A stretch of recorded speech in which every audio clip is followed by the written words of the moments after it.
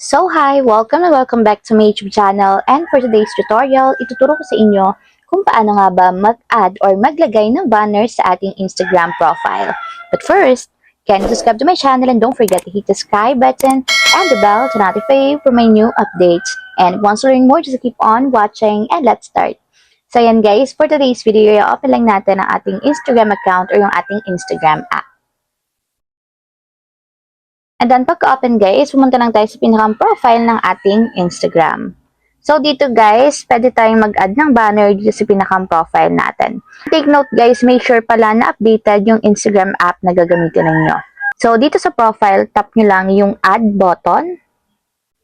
And after nyan guys, dito lalabas yung mga banners na pwede nating ilagay at pwede nating tanggalin. So dito guys, i-add natin yung banners ng aking Facebook. So, connected kasi yung aking Facebook sa Instagram, kaya nakalagay na dito yung aking Facebook. So, para mailagay natin ito sa ating profile, tap nyo lang yung add button.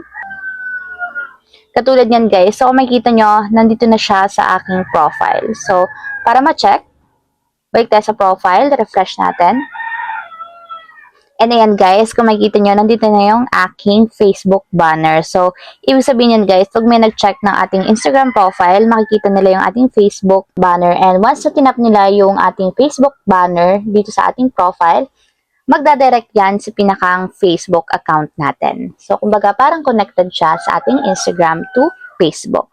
So, ayun lang guys, ganun lang kasimple kung paano nga ba mag-add ng banner sa ating Instagram profile. If you have a question, can you comment down below and don't forget to hit the subscribe button and the bell to notify you for my new updates. And thank you for watching! Living life, every day, late at night, not okay.